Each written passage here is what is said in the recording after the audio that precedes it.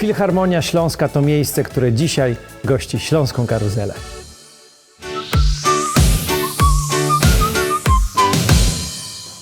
Cześć, tu Sławomir. Cześć, tu Kajra. Moi drodzy, witamy Was na Śląskiej Karuzeli wśród wspaniałych instrumentów Filharmonii Śląskiej. Razem z nami dyrektor tego miejsca. Zaczynamy.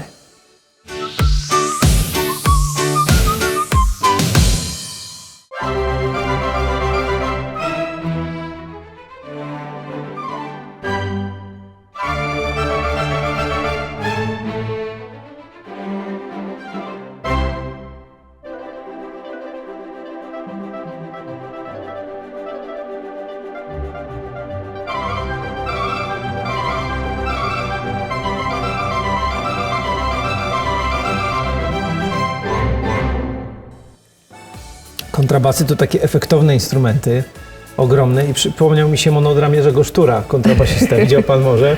Tak, oczywiście, że tak. No, a instrumenty, które też mają długą tradycję. No i ten akurat przed nami to kolejny zabytek.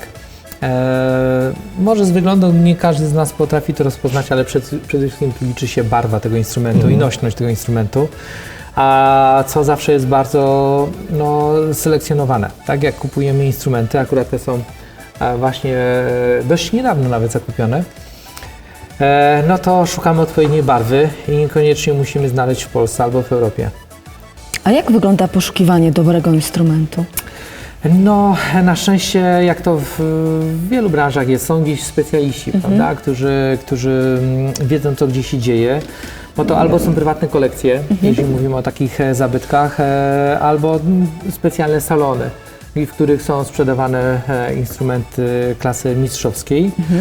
Albo często też zamawia się bezpośrednio u lutnika.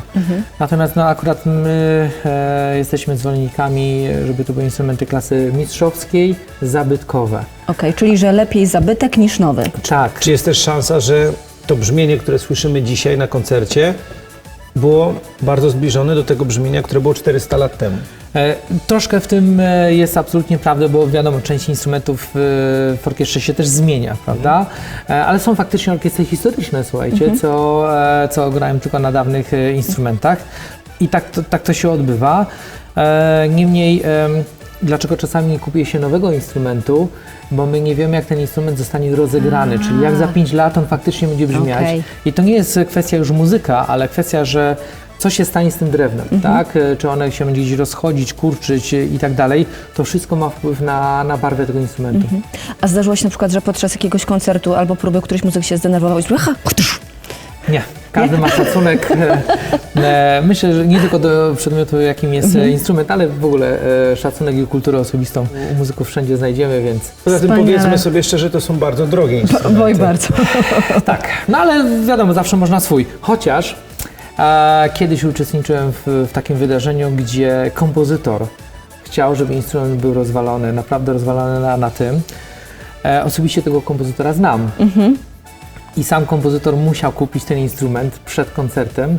No i faktycznie pytał się mnie, czy mam gdzieś na oko jakieś skrzypce za 200-300 zł, bo na koniec koncertu mają być rozwalane. Niestety nie pomogłem mu. Nie wiem, czy znalazł, czy dał swój instrument. Na Podhalu chyba.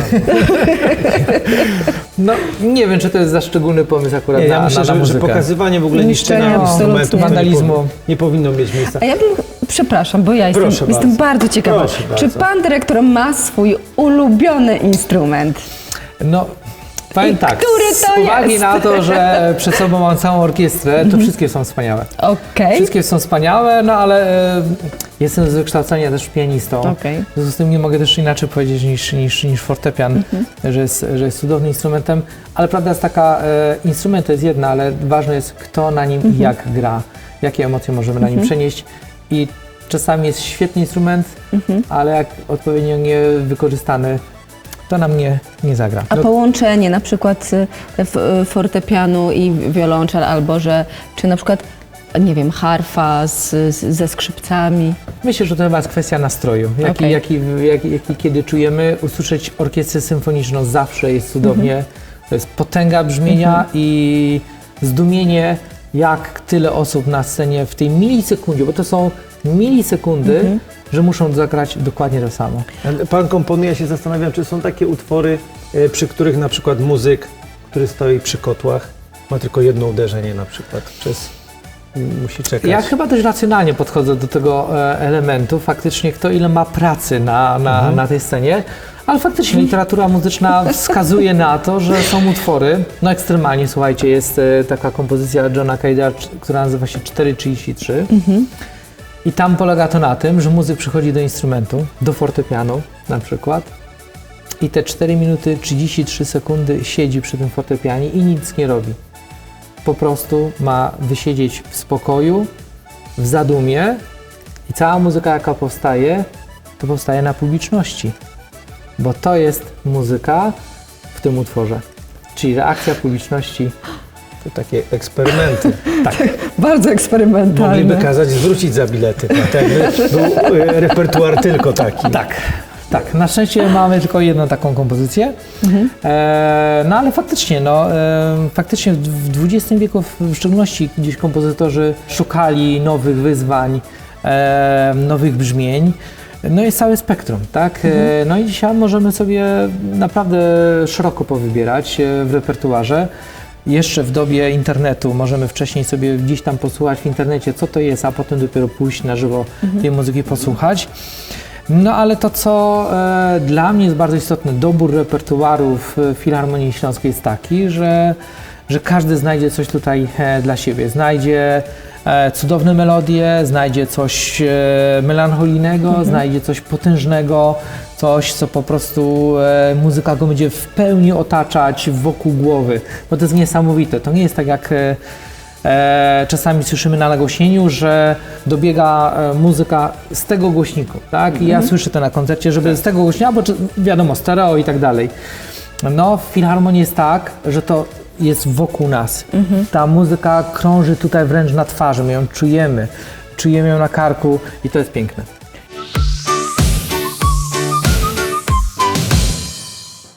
Wzrusza Pana muzyka? Muzyka daje bardzo wiele emocji, nie tylko wzruszeń, ale radości, zadowolenia, spełnienia, melancholii. Ale czy zdarzyło się Panu siedząc na jakimś czy koncercie, czy dyrygując, że był taki moment, gdzie tak złapało za serducho i kurczę... Oczywiście, że i to wiele razy. Mamy to szczęście, że mamy tutaj naprawdę wyjątkową orkiestrę osobowości, a ze swoim szefem artystycznym i pamiętam, jak w zeszłym sezonie był taki koncert i to nie jedyny, ale koncert, który opowiadał o tym, że kompozytor żegna się z tym światem. Utwór trwała godzinę, on się żegna ostatnie 10 minut, już jak gdyby to jest takie, czujemy, że to są ostatnie tchnienia. Do tak niskiej dynamiki wszyscy zeszli w orkiestrze, że tu była taka cisza, że było słychać tam poszczególny, delikatny dźwięk. Cała gra aktorska wszystkich muzyków, że to wszystko zamierało i oni też. I oni tak zostali z dyrygentem nieruchomi. To trwało po ostatnim dźwięku, to trwało jeszcze około 2, może 3 minuty.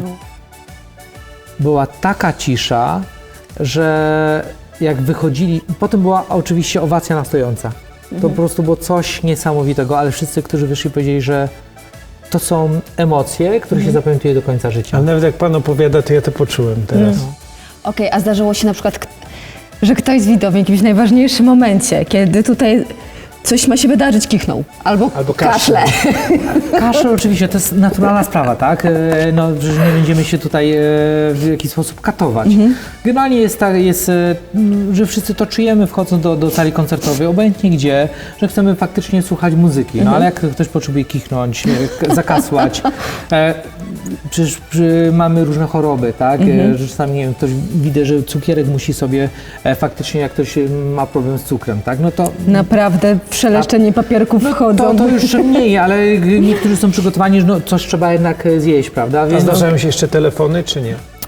bardzo rzadko, ale faktycznie się zdarzają, ale ja zawsze to mówię, świetnie, mamy nową osobę na publiczności, tylko się cieszmy, tak?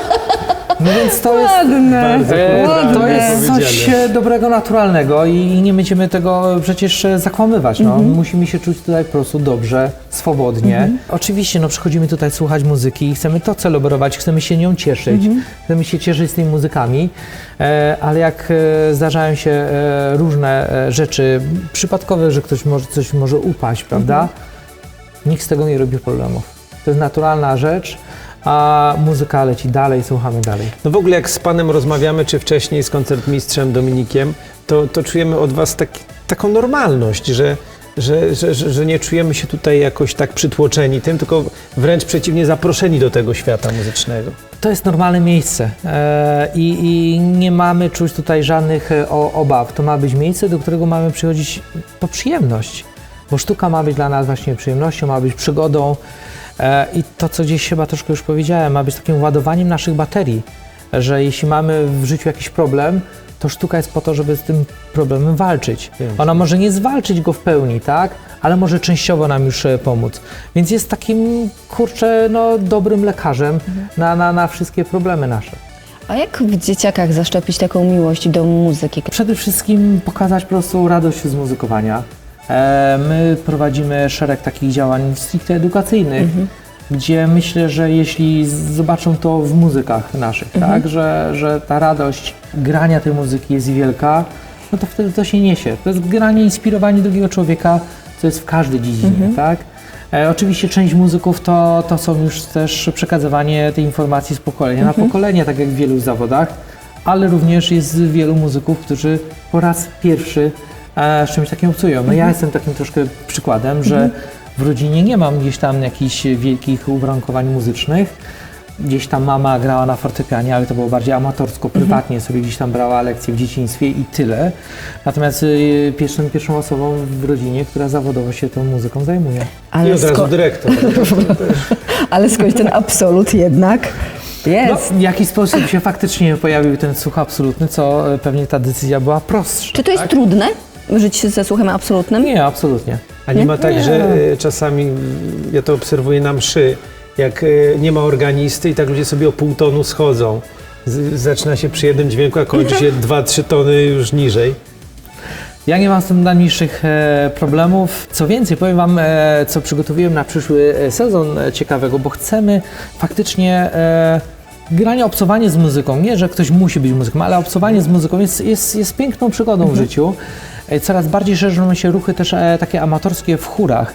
I właśnie stworzyliśmy taki projekt, że nasz chór będzie w kooperacji z wieloma chórami z naszego województwa tworzyć wspólnie koncerty. Po to, żeby też dalej jeszcze inspirować, tak? Bo to jest potrzebne. To może dać sens czasami życia dla wielu osób, tak? Że nie wiem, ktoś pracuje przy komputerze 8 godzin, ale potem w tym chórze amatorskim chce sobie pośpiewać.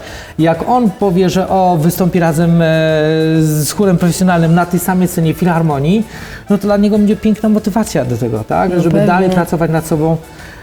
A po to są tworzone instytucje w Polsce, tak? Żeby inspirować jak tylko mogą.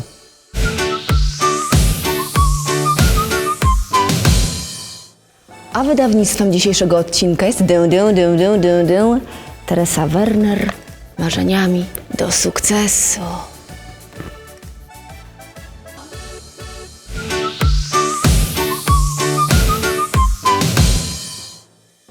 Filharmonia Śląska to miejsce, które dzisiaj gości Śląską Karuzelę.